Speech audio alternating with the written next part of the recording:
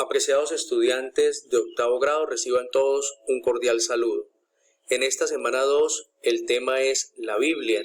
Vamos a mirar un poco este cuadro que aparece acá de manera general para entender un poco de qué se trata. La Biblia se forma a partir de los acontecimientos importantes que vive el pueblo de Israel. Estamos hablando del Antiguo Testamento, las reflexiones sobre estos hechos a partir de su fe en Dios, la transmisión oral de estas reflexiones en celebraciones de acción de gracias a Dios, la escritura de estas tradiciones orales. Narra la historia del encuentro de Dios con su pueblo, contiene un mensaje religioso y es palabra de Dios. ¿De qué se compone? Amor. Claro. Apreciados estudiantes de octavo grado, vamos en esta semana 2 a mirar el tema la Biblia, un poco el esquema que aparece aquí abajo para que entendamos de qué se trata. La Biblia se forma a partir de los acontecimientos importantes que vive el pueblo de Israel. Estamos hablando del Antiguo Testamento y de toda esta experiencia de revelación de Dios al pueblo y cómo el pueblo entiende esta experiencia de revelación. Las reflexiones sobre estos hechos a partir de su fe en Dios, la transmisión oral de estas reflexiones en celebraciones de acción de gracias, la escritura de estas tradiciones orales. ¿Qué narra la Biblia? Narra la historia del encuentro de Dios con su pueblo, contiene un mensaje religioso y es palabra de Dios. Y se compone del Antiguo Testamento y del Nuevo Testamento. Entonces va a agrupar 46 libros que pertenecen al Antiguo Testamento y 27 libros que pertenecen al Nuevo Testamento. Se conforman así los libros canónicos. Muy bien, canónicos quiere decir que entran dentro del canon o la normativa que se pide desde la tradición, desde el magisterio de la Iglesia, para que los textos puedan hacer parte de la experiencia real de fe cristiana católica.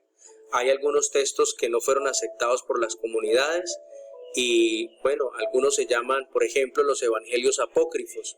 No hacen parte de esta experiencia y por eso no se tienen como palabra de Dios. Bueno, ¿qué es la Biblia? Vamos un poco a mirar las diapositivas rápidamente y a comprender la clase de esta semana. Entonces, una biblioteca en varios idiomas, así se define. La palabra Biblia proviene del griego y significa libros. La Biblia que manejamos, aunque sea un solo libro, es como una pequeña biblioteca que contiene 73 libros diferentes. Libros de historia, oraciones, poemas, leyes, narraciones, cartas, hechos y evangelios. Los libros de la Biblia fueron escritos a lo largo de cientos de años, desde el siglo VIII antes de Cristo al siglo I después de Cristo. Se escribieron principalmente en dos lenguas, en hebreo y griego, pero también hay fragmentos en arameo.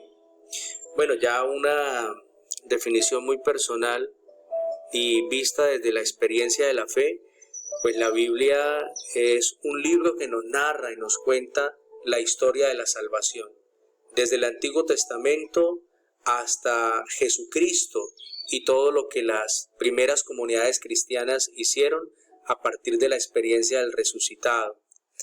Bien, vamos a seguir estudiando. Biblia. En la antigüedad las escrituras las hacían en papiros. La palabra Biblia viene del griego biblios, biblión, igual a libro, derivada de biblos, que significa rollo de papiro. Esta viene de Biblos, una ciudad fenicia hoy llamada Jubail, que queda cerca de Beirut en Líbano. Muy bien, esta es la etimología de la palabra Biblia. Seguimos estudiando, ahí hay unas imágenes de los papiros. Bueno, dos grandes bloques. La Biblia actual está dividida en dos partes, ya lo decíamos, Antiguo Testamento y Nuevo Testamento. El Antiguo Testamento recoge la historia del pueblo de Israel desde sus orígenes hasta una época cercana al nacimiento de Jesús. Consta de 46 libros de géneros literarios muy diversos. Y el Nuevo Testamento narra la vida y el mensaje de Jesús, así como el nacimiento de la Iglesia. Se compone de 27 libros, 4 evangelios, el libro de Hechos de los Apóstoles, 21 cartas y el Apocalipsis, último libro de la Biblia. El acontecimiento central es la vida, muerte y resurrección de Jesús. Bueno, yo quisiera dar aquí una clave de comprensión. Las Sagradas Escrituras deben leerse siempre a partir de Jesucristo. Me explico.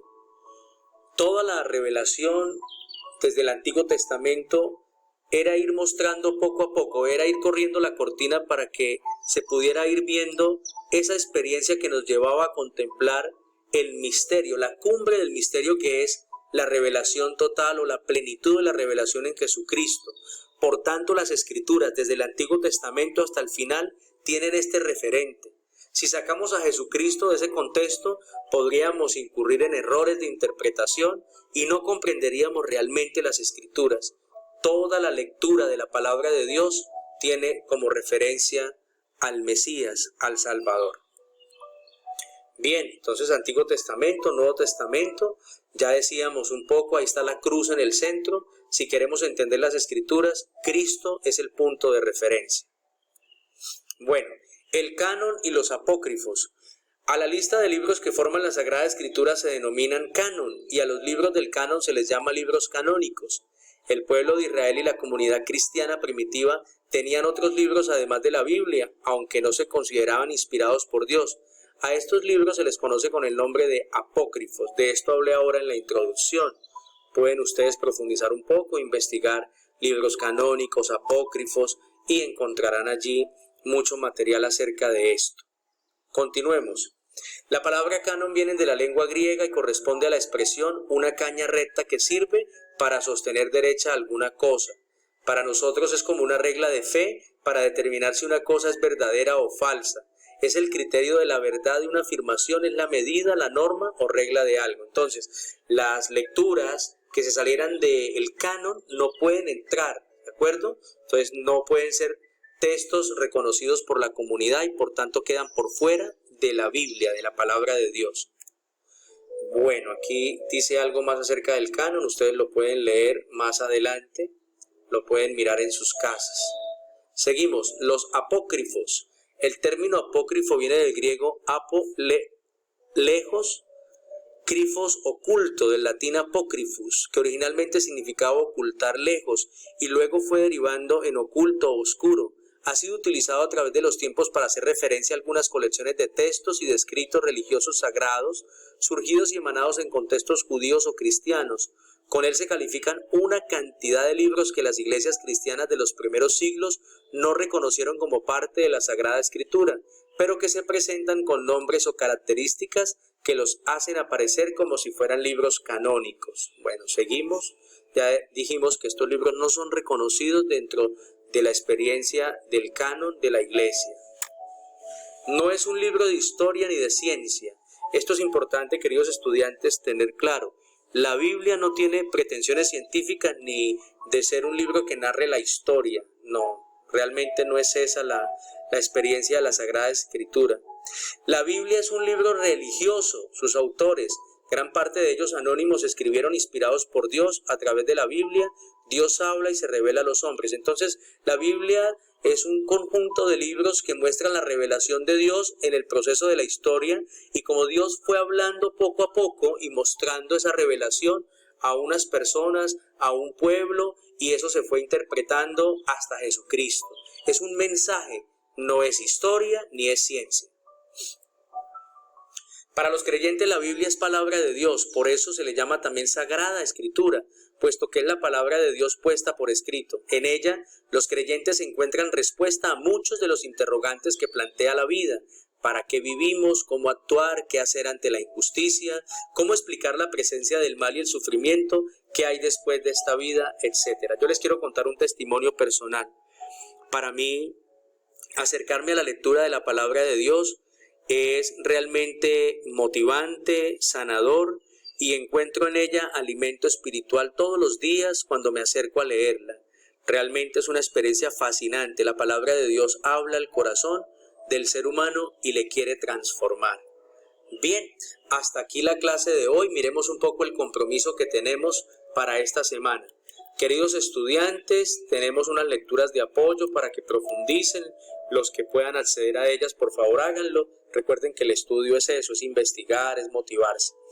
Taller número 2. Apreciados estudiantes, escoja una de las 3 lecturas de apoyo y dé su punto de vista al respecto de lo que le llamó la atención.